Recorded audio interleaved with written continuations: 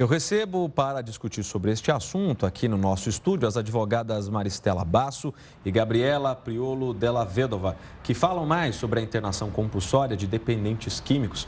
Uma boa noite para vocês, muito obrigado pela presença. Obrigada a vocês pelo convite. Vou começar com a Maristela. Maristela, essa decisão do TJ de suspender a internação por parte da prefeitura, do procedimento que a prefeitura pretendia fazer, ela foi acertada ou não?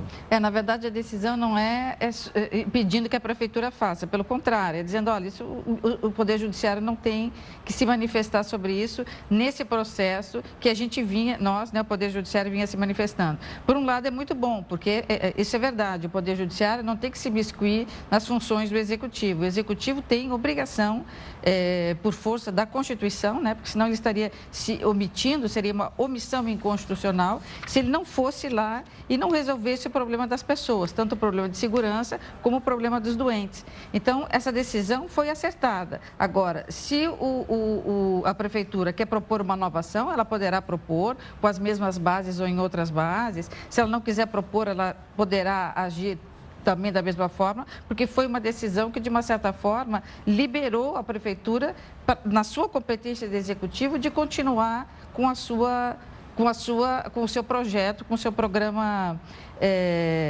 Redenção. E é muito importante que a sua pergunta, no seguinte aspecto, o programa da Prefeitura, o programa Redenção, não é de internação compulsória. O programa Redenção implica em se aproximar das pessoas, se aproximar dos dependentes e propor uma internação voluntária com a ajuda da família, porque às vezes a família é que pede internação, e em último caso a compulsória.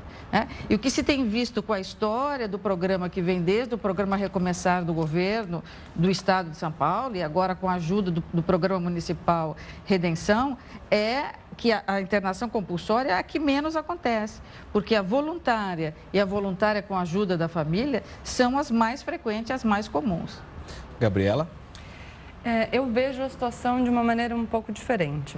Na verdade, essa ação na qual a Prefeitura fez um pedido incidente em relação às internações compulsórias e fez depois de uma ação novamente fracassada na região da Cracolândia. Então, no último dia 21, chegaram na Cracolândia com uma força policial, uma ação eminentemente repressiva, e aconteceu o que já tinha acontecido nas outras oportunidades em que chegou-se lá dessa forma eminentemente repressiva, os usuários só se dispersaram.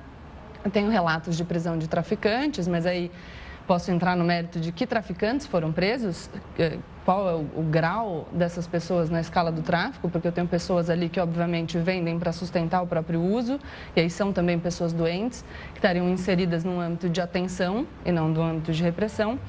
Mas a Prefeitura faz esse pedido, então, depois de uma ação frustrada e um pedido numa ação que tem como partes o Ministério Público e a Fazenda Pública de São Paulo, que é inclusive um pedido de indenização do Ministério Público em virtude da truculência policial que foi empreendida naquela ação classificada, denominada pelo então governador Alckmin, na época 2012, como ação de dor e sofrimento.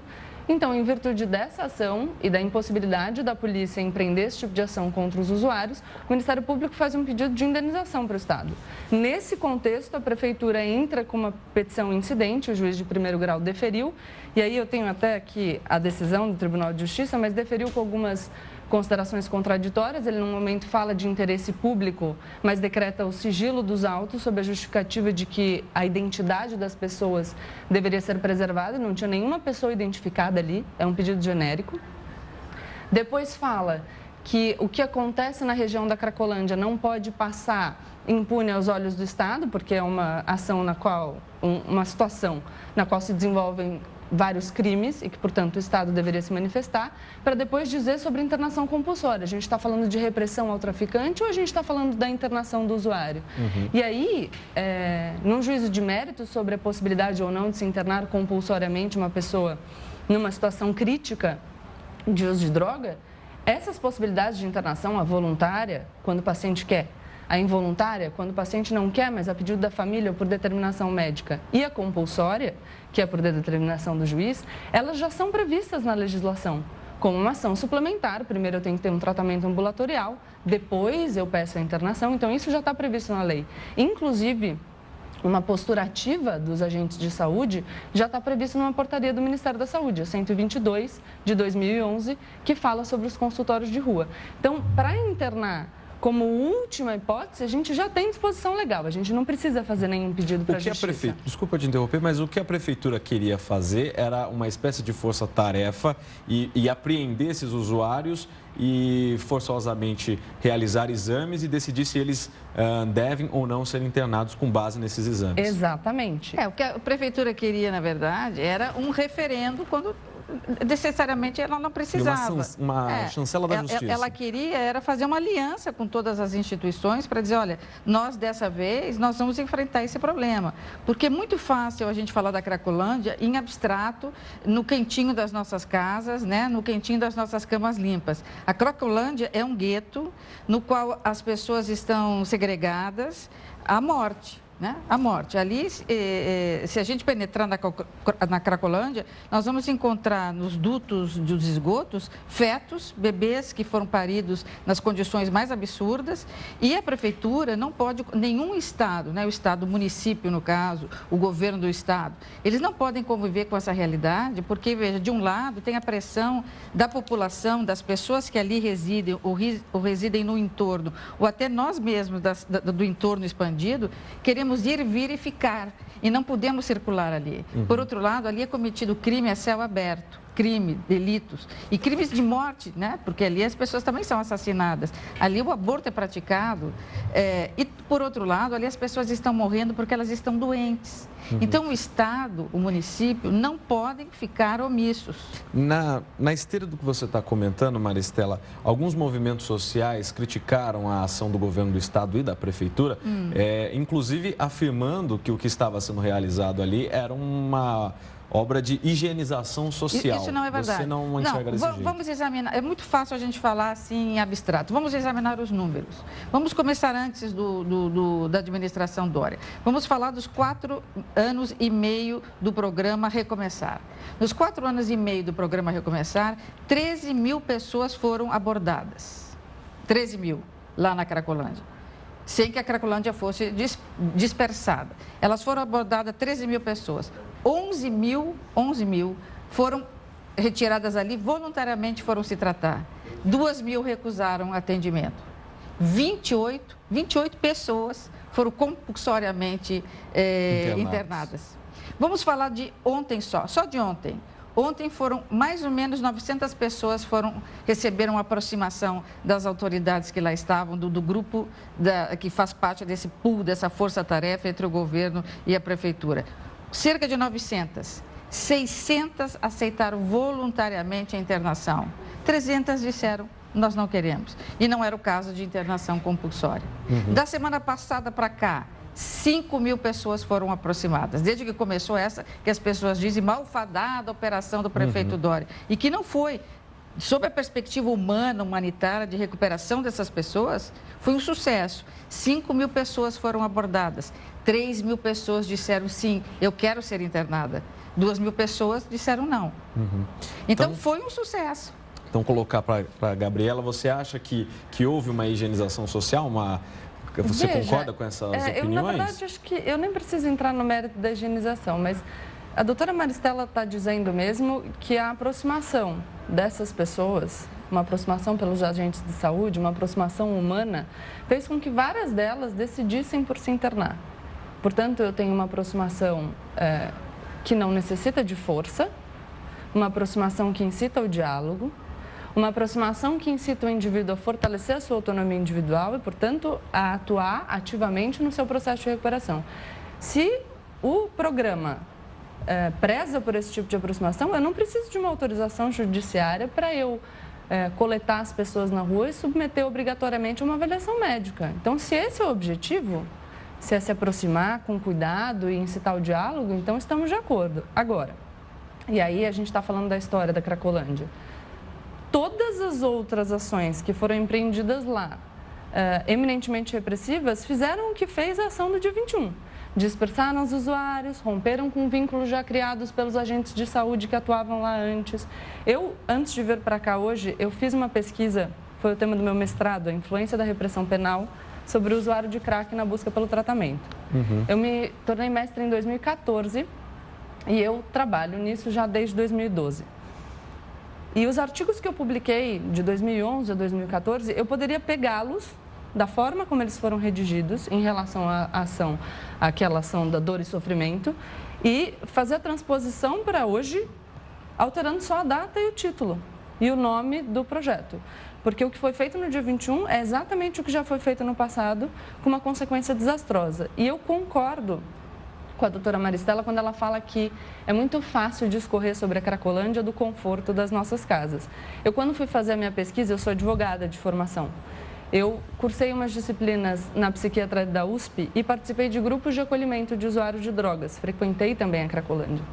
E uma coisa que eu pude perceber é que as dependências deles, das diversas drogas, eu não tinha só usuários de crack nos grupos de acolhimento, elas são diferentes das nossas, e a gente pode pensar na nossa relação com comida, afeto, trabalho, mas elas se equivalem nas reações que propiciam. Só que a deles é mais severa porque a substância contra a qual eles travam essa luta é mais severa, eventualmente, do que a nossa luta.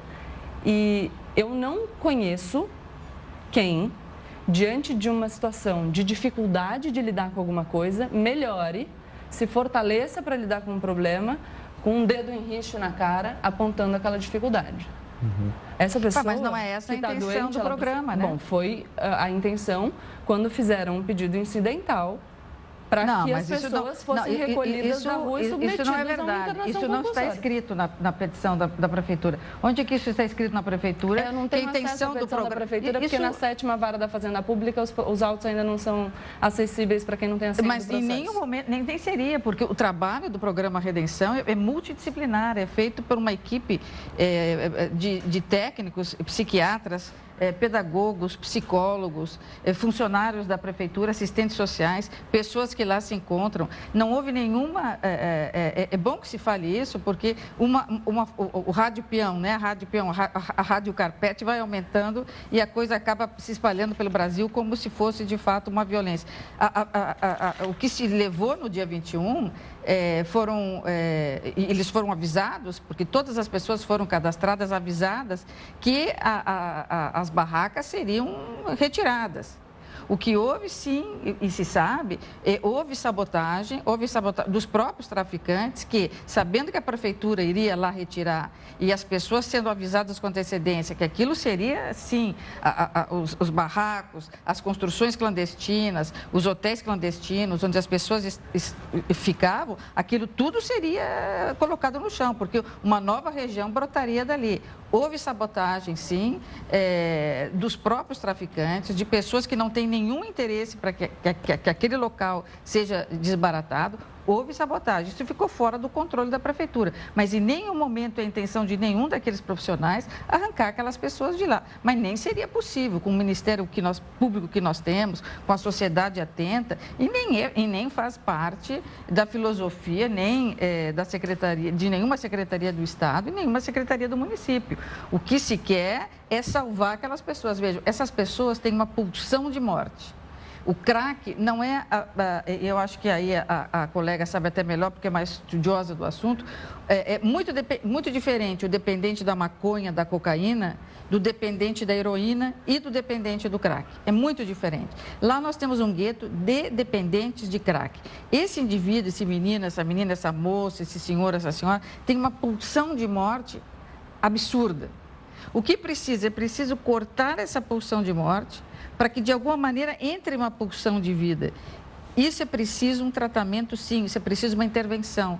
Seja uma intervenção voluntária, que ele queira, que ele se dê conta e ele queira buscar essa pulsão de vida, ou que a família, junto, o leve, ou que o Estado o pegue com carinho e o leve até que ele consiga debelar, vencer essa pulsão de morte e, por livre e espontânea vontade, dizer, olha, eu não quero, eu quero voltar para lá, ou eu quero ser dependente de crack, ou de outra coisa qualquer. Mas, nesse momento, aquelas pessoas, como disse o doutor Drauzio Varela, numa entrevista que deu, se eu tivesse uma filha na Cracolândia grávida, eu arrancaria de lá com a camisa de força.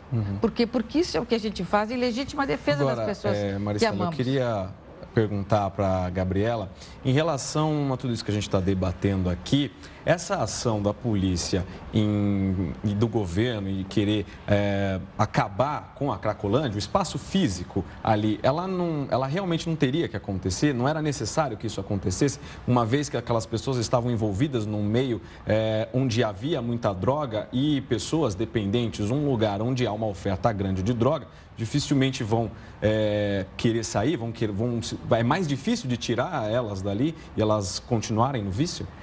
Olha, eu acho que depende do custo que isso tem.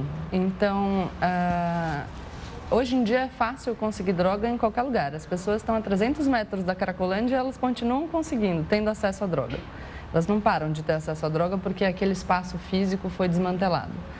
Depois existiam ações lá em curso, o programa de braços abertos da antiga prefeitura e o programa do estado de São Paulo estavam em curso naquele local e os vínculos criados. Então, quando eu crio um vínculo com o usuário como profissional de saúde, e aqui eu acho que a gente tem que tomar muito cuidado em relação a 2 pontos. Primeiro, com argumentos emocionais, porque a gente não pode discutir questões técnicas como especialistas com argumentos emocionais. Argumentos emocionais, no geral, são para leigos.